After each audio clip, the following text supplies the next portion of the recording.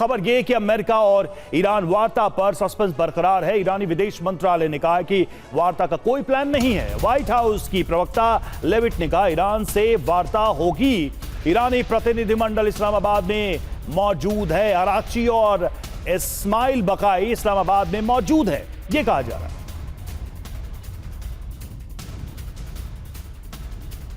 तो ईरान के साथ वार्ता होगी, ये देखिए कौन कह रहा है, अमेरिका। ईरान कह रहा है कोई बातचीत का प्लान है ही नहीं। सवाल यह है कि कौन सही है, कौन गलत है, कौन छुपा रहा है, कौन ज्यादा बढ़कर बता रहा है।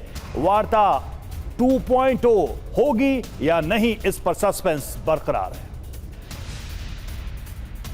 और देखिए इसी सस्पेंस के बीच एक और बड़ी खबर, होर्मुज पर अमेरिका की ईरान को एक और चेतावनी। होर्मुज में माइंस बिछाने को लेकर धमका दिया है अमेरिका ने। माइंस अगर बिछाई गई तो सीजफायर का उल्लंघन माना जाएगा।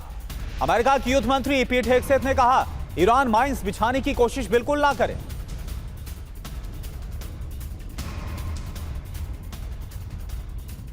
वहीं शांति वार्ता पर युद्ध मंत्री पीट हेगसेथ का बयान आया है। ईरान के पास समझौते का मौका है, ये हेगसेथ कह रहे हैं। होर्मुज में हमारी नाकेबंदी जारी है, हेगसेथ का बयान। तो क्या होर्मुज को लेकर महायुद्ध होगा या फिर समझौता?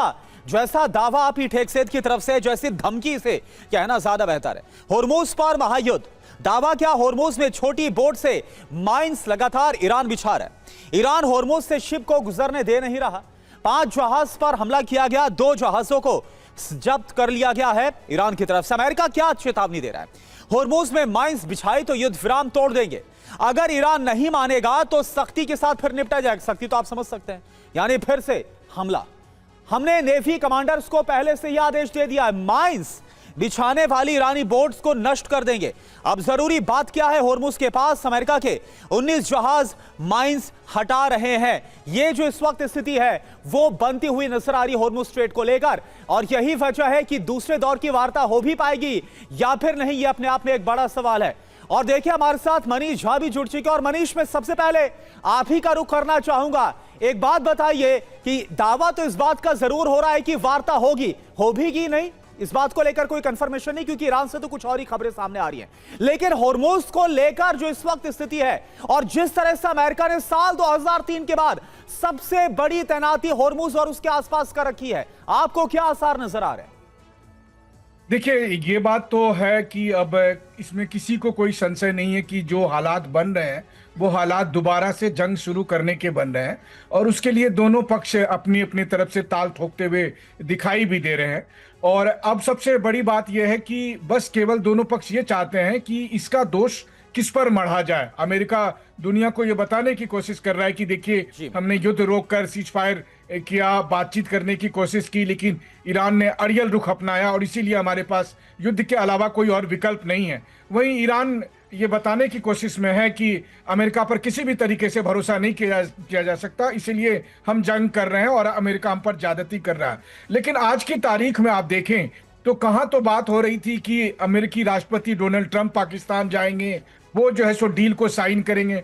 आज नौबत यह आ गई है कि अमेरिका की तरफ से छोटा सा डेलीगेशन जा रहा है, और वो भी वो डेलीगेशन जिस पर ईरान सबसे अधिक शक करता है।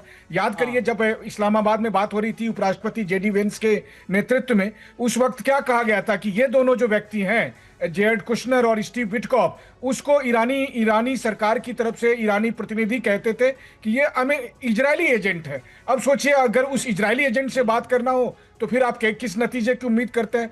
बस मुझे इतना लग रहा है कि ठीक है, अमेरिका की तरफ से ये डेलीगेशन भेज दिया गया है। अगर अराक्ची साहब बात करेंगे तो अच्छी बात है, अगर बात नहीं करेंगे तो यही एक बहाना बनेगा।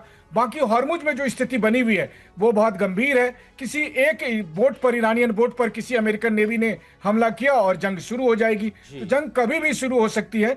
अब बस केवल खाना पूर्ति के लिए या पाकिस्तान की बात रखने के लिए कह सकते हैं दोनों डेलीगेशन उस जगह पर पहुंच रहे हैं, बस। ठीक है, ये जो बातचीत हो रही है ये बात बनाने के लिए हो रही है या बात बिगाड़ने के लिए, ये भी बहुत बड़ा सवाल है।